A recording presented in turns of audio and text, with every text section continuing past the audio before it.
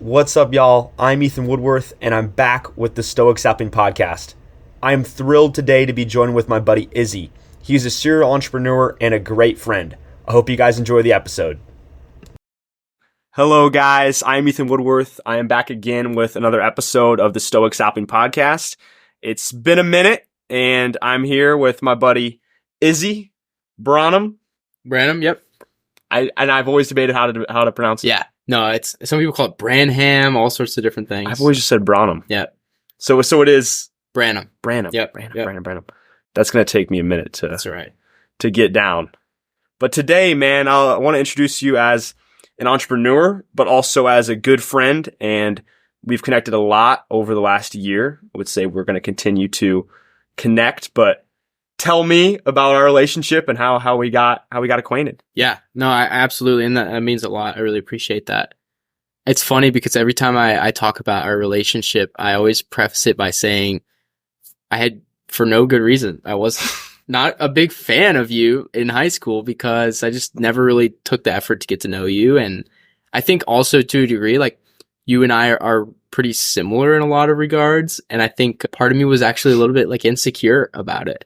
And so it wasn't like it wasn't I hated you, but I just was like, I never really made an effort to go out of my way to connect and build a relationship with you. And it wasn't until we got down here to Bloomington and really just kind of stumbled into each other that we connected. And I just remember that conversation we had. There was just a ton of vulnerability and like honesty and transparency and like things that we were both working through and things going on in our personal lives. And I remember walking away being like, man, that's a great dude. Like, it's not often that you can sit down with someone that you really don't know that well and share so vulnerably like that. And that was really like the moment that I was like, I really want to invest in this. And I've continued to feel that sentiment since. Hell yeah. That's exactly what I wanted to hear. And I kind of felt the same way. And I would say going back to high school, that was the same. We were too similar. And we've talked about that. You were into fashion. I was into fashion. Both probably insecure, buying too expensive items that we were flaunting, acting like we had these deep pockets, but probably didn't. I definitely didn't. I was wearing way too expensive items for my pockets. Me too. And I think we both just looked at each other and said, that asshole is wearing what I want to wear. But the funny part is like, I think we both wanted to be like, have what the other person had. And we just wanted to, we were a little jealous. So here we are. I think it's kind of beautiful. You can come back together even after admitting like both of us maybe didn't like each other, didn't know each other, but then here we sit, 4, 5, 6 years later, which you never know what happens in 5, 6 years. Like a lot can happen. Absolutely. I never would have thought that I would be sitting here with you, living with Max. I just totally random. Yeah. It happens. Hopefully it doesn't happen with some of our old ex-girlfriends from elementary school, but you know what I mean. I do get you. Today, man, we want to talk about entrepreneurship. And just to preface, how many startups have you had? Because I know that's the name of your game. Yeah, it's a little bit difficult because like I've had a lot of like projects that I've done. I think like if I had to be like up, like there was, if there was like a particular standard of quality to be called a startup versus like a hustle, I would maybe say 3. Okay. I've had some hustles in between there, but nothing that was long-standing or really impactful or ultimately like really generated any sort of outcome. Yeah. And what were those 3 main ventures that you would consider cash making? Yeah. The first of which was super random. I stumbled into it.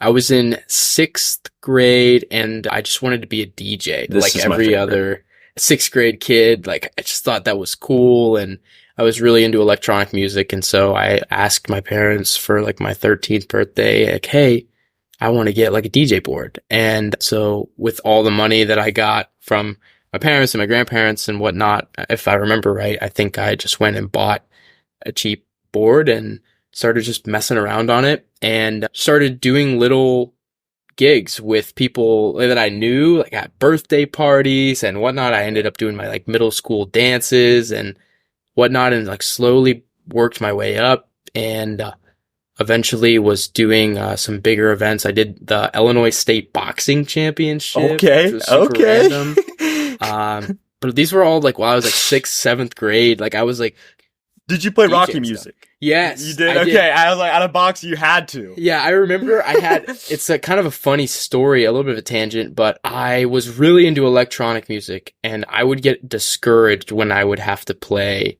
like normal pop music. Like I wanted to play, yeah. I wanted to play like house music, and I'm You were like, funky. what is this? Yeah, I was a little bit different. And so at this boxing tournament, I remember I had some like remixes of some of these songs, like in particular, this one, oh man, what's it called? It's like the Three White Stripes song. Okay. I don't know. I just know Going the Distance. Yeah, there was the only one I know. There was a song, and I played this remix of it, and the whole place just like looked at me like, this is like not allowed. Get this guy out. And I was probably like blowing it up in my head, but I was like, whoa, like this is not okay.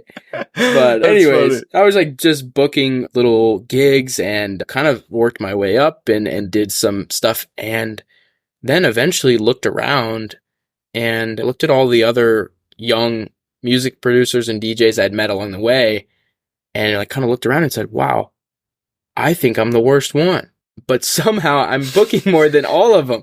And kind of was like, wait a minute, I'm not a DJ. Like, I might just be a marketer. And so I just started to reach out to these people that I knew. This one particular kid, Luke from the Netherlands. Okay. We had connected online in some random Facebook Messenger chat of young teenage music producers, and he was incredibly talented, but he just would make music in his bedroom. And I approached him and was like, look, nobody's paying any attention to you. Somehow people pay attention to me, and you know you're way better than me, and I know you're way better than me. Maybe give me a shot and see if I can market your music. And then if it all fails, you're right where you were, because no one pays attention to you. Guys were kind of like working off each other. That's using your skills and then his better DJing skills. Yes. And so we put out a track.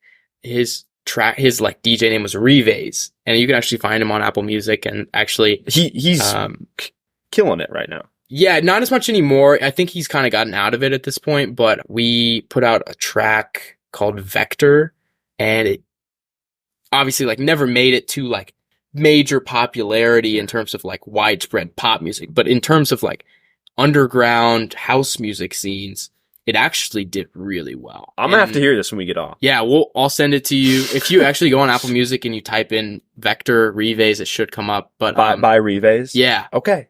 And it did really well, and that was our first track we ever put out. And I can't claim that. Like, it was not that I had some genius skill set or like I had done something intelligent. Like, he just made great music, and somehow it just like clicked. But you gave him the rockets. Like, he was the ship. You made the rockets leave. You made him leave the atmosphere. I don't know that I can even take that much credit. I think I got lucky. But that first one really propelled it, and all of a sudden, all of the fans of Revays that produced music were like, I want to be signed with Exogen Records. And that's what we named it. We started a record label called Exogen Records and just started putting out songs. And I would just go on SoundCloud. And again, I'm 14 or whatever, maybe 13, and I'm in 7th grade. And on that's big stuff. Yeah, for a 14-year-old. I'm just like on top of the world. And I'm sitting there with my phone and my earbuds on the school bus, and I'm like going through SoundCloud and looking at all these DJs, and eventually I'd find, oh, this guy's really good. And I'd send him a message and say, hey, here's what we offer. Do you want to be put on Apple Music? Because right now you're only on Spotify. And they'd be like, yeah, let's go. So we put out over 300 tracks, had over 100 artists under management. Wow. And you're 14 years old. Yeah, I ran that until I was in 8th grade, and was just like a really great experience. And I kind of joke that I got my MBA at 13 because I read that LinkedIn just got post. like thrown into it. And you did, though. That was worth more than any education. Yeah, it was awesome. And it really like propelled me into the world of entrepreneurship and startups that I'm now in, because I never even saw that as a path. Like, I'd always been intrigued by business, but I didn't know like, oh, you can just go build this. And I feel like that's helped you whenever we talk, you've learned to leverage your contacts. Mhm. And we were just talking and I want to get into this program. And you were like, oh, I know the guy. You can just shoot him a quick email. That didn't even cross my mind when we were talking. It's like, I don't consider just skipping and just going straight to the source. For you, it's just, I'm going to go straight to the source, email these maybe bigger wigs that I think are out of my league, and just make yourself a player. Yeah. And I feel like that's what you did with maybe this DJ, is you just made yourself the guy. Yeah. Regardless of if you were less talented than others. Yeah. I think there's something to be said about that. It's like in every business I've ever started, and we'll get into the next ones, but there's a theme, and the theme is that I'm not qualified to do any of them. I'm a bad DJ, and I started a record label somehow. I don't know how to code. I don't know anything about technology, and I've never hired someone for a job, and yet I think I can build a machine learning talent acquisition software. I mean, like, you almost have to be naive to believe you can achieve it, but then once you get past, like, that, taking that first step, you realize, like, oh, like, it is doable, but you kind of have to be, like, a little bit blind to the fact that you really can't. You suck. Yeah, like, you're really not qualified. But who's going to stop you except yourself? Yeah, and that's how I feel about my podcast. It's when I first started it, that was the original. I wasn't qualified to do it. I'm still not qualified to do it, but here I am. Here we are. And then there's 7 billion other people there that aren't podcasting. So someone's got to do it. Yeah, and absolutely. You did it, bro. And then that brought you to your second venture. Yeah. So after that one, I took a couple years to just be a high school kid and messed around with drop shipping and all the stuff that all these kids did at the time, and had like some mild successes, as in like I'd make a couple bucks here, make a couple bucks there, but never anything long standing. And it was always very fun though. And then my junior year of high school, it's COVID, and I'm super intrigued by this machine learning stuff. And to be honest, I don't really quite know why I got fascinated by it, but you get on a little kick and you just start being fascinated. To be quite honest, I don't know what machine learning is. It's like a subsection of artificial intelligence. Okay. So it's for the sake of this conversation, they're synonymous. It's just an AI. Okay. So, and it's during this whole like Great Resignation thing, if you remember that, where everybody's quitting their damn jobs. Yeah, I don't want to be like, here. Oh, 9 to 5 sucks. I need employees. And so I'm like, wait a minute. And again, I'm naive enough to think somehow I'm the first guy to have the idea, like, oh, let's use AI and have it look at people and then say, this is the guy for the job. Mm-hmm. And so, it's kind of funny because I go and I build a little like cobbled together version. I don't know how to code. I don't know anything about tech. And I'm just watching YouTube videos of like how to do this. And I'm like, okay, like I can do that. And then maybe I'll put these things together. And like after a long time, like I cobbled together like this crappy prototype. And there were a lot of things that like I couldn't figure out. And so I would manually do them, where like the interface looked like a software. But on the back end, like sometimes I would be looking at the resumes manually and being like, oh yeah, this guy looks good, because I couldn't figure it out yet. And I didn't have the money to hire someone, but I was like, I want to still like move forward, and someday I'll promote fix it as an AI. Yeah. And then I'll fix it someday. Like it's for now, like this will just like prove the assumption that like people want this. Yeah. And so that's what I did for a little while. And here I was during COVID. I was literally just that I was going through a workout craze. So you're working on AI, and I was in my house just doing pull-ups and push-ups all day. That's why you're more ripped than me, man. 2 tracks for different trains. Very much. And here we are, we intersected. But yeah, it was great, and built that out with some good friends. And then we went and we raised some capital to go and like polish over all these things that I had cobbled together. And that was really exciting because that gave me a title of one of, if not the youngest venture capital backed CEO in the nation at the time, which was a huge honor, and just really like propelled me into a little bit of like a limelight. Like, of course, like I wasn't famous, but I had How all of a much money sudden- were they backing you? The investment was pretty small, and actually, like, in terms of venture capital, it was really small. It was a $20,000 check, but Still, to at me, that age. felt like, wow, I made it to get an investment from a venture capital firm. And the part that I got stuck up on was the valuation, because it's funny, they valued the company at $1.5 million. But to you and me, that sounds like a lot of money. But in the startup space, that's just like basically like the bottom. Yeah. But I still figure, okay, that's still a headline for a high school kid to go and raise the company and have it valued at 1.5 million. And so I then go out and started just pitching it to journalists hard. And all of a sudden starts getting picked up. All of a sudden I'm getting, different news outlets reaching out saying, hey, we want to write a story. And then like ego crept in and I'm like, man, like I'm on top of the world. Like I got it all figured out. But then on top of the ego, like there's a little bit of like imposter syndrome. Like I know deep down, like, you don't know what you're doing. I don't know what I'm doing, but somehow people think I do. Yeah. So like, this is scary. I've been there. But it feels good, but it's scary. And So that was really cool, but definitely scary. I would say I've had that imposter syndrome just in life with new people I meet. It feels like I have to craft this persona. It doesn't have very many cracks in it. Interesting. So I'm trying to relate your businesses to my personal life. Yeah. I've definitely felt that. And it's a bad position to be in because at some point you're going to be found out. Right. And that's where I do think sin will come back. And I know I'm making this probably a lot deeper than it was, but in my personal life, this hits deep just because a lot of times I've struggled with the same thing and it comes back. Yeah. I do think like the truth always comes out.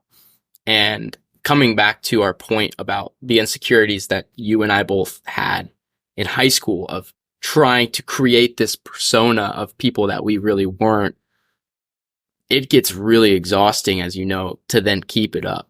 Yes. Because deep down that you're not this person. But you're too deep. Like you can't turn around and be like, psych. Like, this is who I am, I guess. Psych. Yeah. It's hard. But like internally, I have to come to this realization, like, I think everybody has imposter syndrome. And the only way that I'm either going to prove to myself or prove to other people that I'm not an imposter is to get to work. And that was ultimately, I was like, okay, like either I'm an imposter or I'm not. But the only way I'm going to figure this out is like find out. Give it your all. And it's not going to happen by reading these news articles about myself. That's a false ego. I need to get to work and like, basically like, I need to create an undeniable stack of truth that I am the person that I want to be. And so much so that in those moments where I have the insecurity of like, am I this person that I say, I can look back and look, yes, I am, because I did this and I did this and I did this. And every day I wake up and I'm this person and every day I do this. That's real. Yeah. That is real. And I think that's the mark of someone that's knows what they're doing, that is secure, is they can confidently say, they can look back on the examples and know I'm this person because of X, Y, Z. Yeah. I've done this for years. I've done this for months. I know. Absolutely. Yeah. And that's confidence, right? Like not even in business or like in vocation or whatever. It's in our own lives, like confidence in who you are. You don't get that by like shouting an affirmation in a mirror. You're not going to like look in the mirror and be like, you're great. Like you're amazing. And like it's stupid. Move on here. I wanted to talk to you about how we've talked about mental health for a while, you and I. How, as an entrepreneur, I think I read this statistic you actually posted on your LinkedIn. Entrepreneurs have significant more mental health issues, anxiety, depression than a lot of other professions in the world. Yeah. A very surprising, ridiculous amount. Yeah.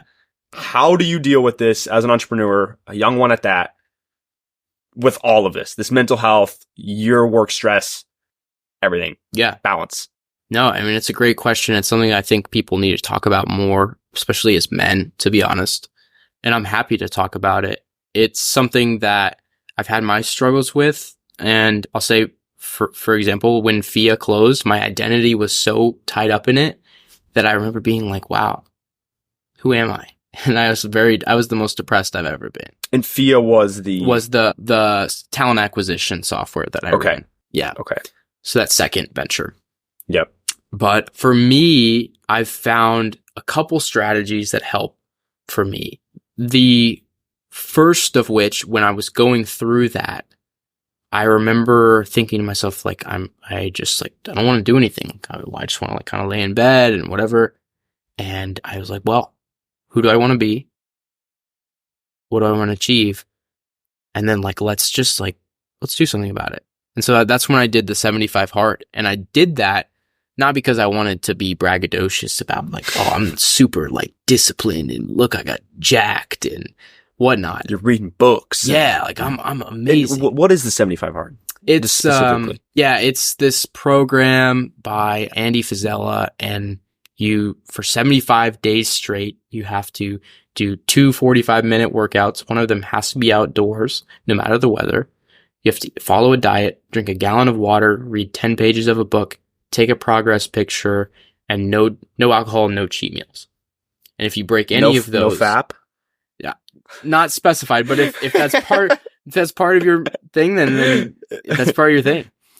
But if you fail in any of those categories, you start over at day one. I didn't know that. And I just thought it ended. Yeah. So the whole thing is designed to be incredibly inconvenient and uncomfortable. And it's designed to make you have these moments where you're like laying in your bed and you're comfortable and you go, oh crap. And this happened to me. Oh crap.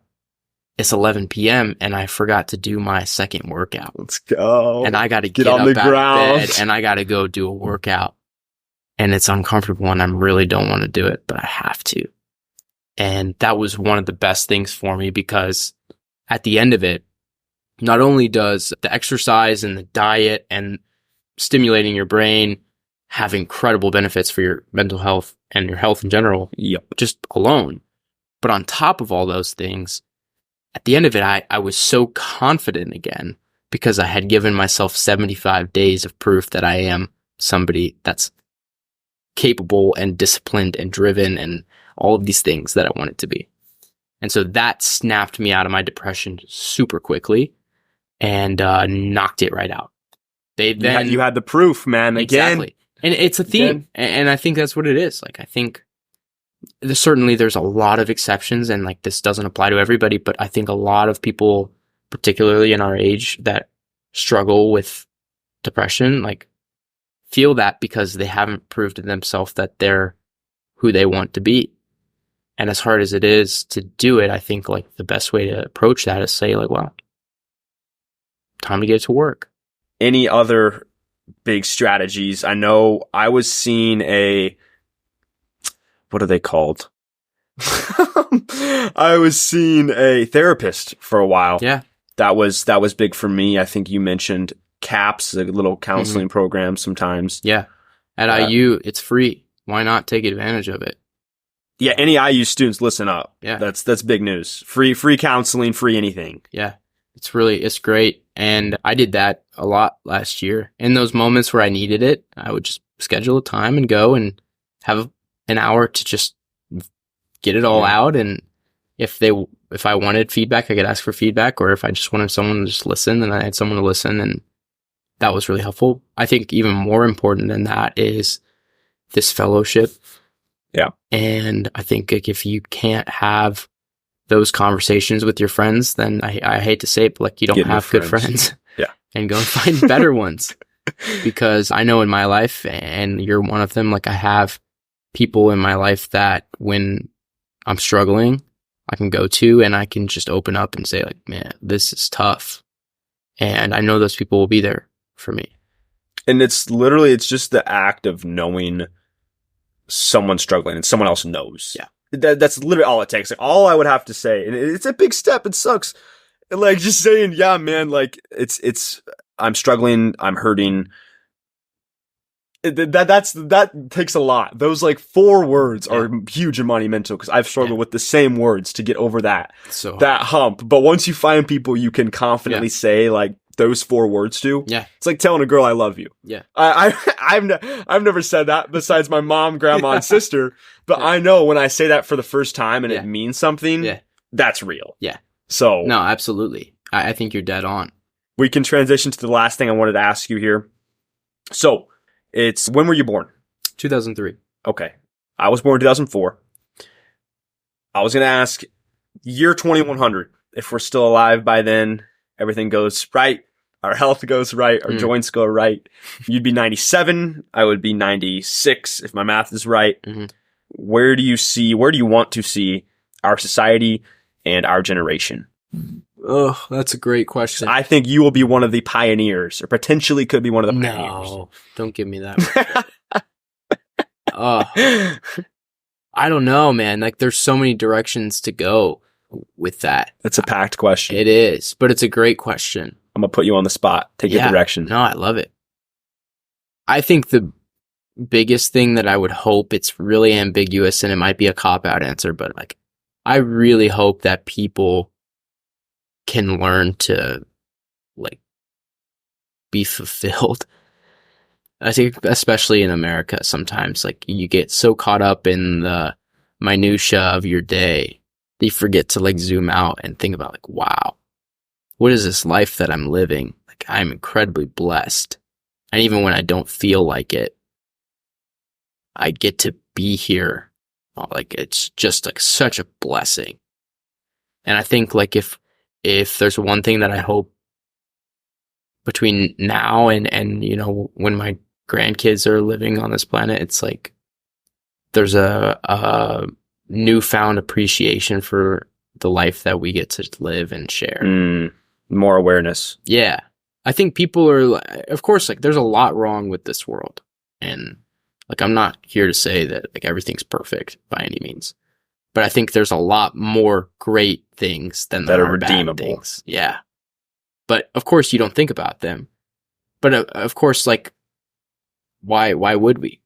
Right? I mean, like, of course we should, but think about humans that have come before us. You're always hedging against the fears and the bad things. Exactly. You know, we wouldn't be here if our ancestors didn't look for bad things, because they'd all be dead. Mm-hmm. So here we are. And of course, like, it's a thing that we're stuck with, but let's leverage it. I like that answer. And I was going to kind of go off of that and just say love is a big one that I thought when you said cop out, I thought you were going to go with like people need to live with more love. Yeah. I was internally predicting it. I was wrong. Yeah, so. but it's close. It's like ultimately distills down to the same point, I think. Yeah. And I think how you get there is on small levels, conversations like this. I'm going to take this in kind of a different direction. I think humans need to reconnect with nature. And I'm thinking of my future self, and I'll go bold with some of my ideas here. I've been wanting to get some property in Colorado at some point, call out my dad, and have us build like a little log cabin where I can have my first house with no mortgage payment. Yeah. Nice piece of property. Maybe not my first house, but like a dream house. Yeah. Have some property, grow my own plants, and maybe not everybody has to do that, but I really think that would be my own homestead, and reconnecting with nature is where I belong. Yeah. Not away from community. I still want community. I want to talk to people. Yeah. But just reconnect. Yeah. And get outside. Somewhere to go, like, be grounded. Yeah. And grow my own plants and have my own livestock and live on my own, man. And maybe live with a woman and get some kids going. But that to me is like the vision of reconnecting. That's a great dream. That's a great dream. I love it. I think if more people, not saying had my dream, but just wanted to reconnect with that side of themselves that I think is inside everybody, because you're human. Yeah. Then I think the year 2100 will be a bit better. Yes. I guess that's my thesis. Yeah. I'm hopeful that that's true. Yeah. Dude, thanks for coming on. Dude, thank you. This is great. I just love the conversations we have and the fellowship we share. No, I love you, man. I love you, bro. Yeah. You're a great friend. I loved having you on. You got some great ideas, and you inspire me to put these entrepreneurship actions to plan. I want to do something that I can create for myself, kind of like making my own homestead. Yeah. I think that path lies within entrepreneurship. So Mm-hmm. you definitely inspire me, bro. You inspire me. Izzy, thank you guys for tuning in. Izzy Branam. Branam. I'm going to keep saying You'll get Branam. Peace, y'all. Thank you guys so much for tuning back into the Stoic Stepping Podcast. Here at the Stoic Stepping Podcast, we want to host unique people doing unique things in and around their community. We're going to continue hosting these chats, and I can't wait to hear you guys' feedback and hopefully put out some more great podcasts. Thank you for tuning in. Peace.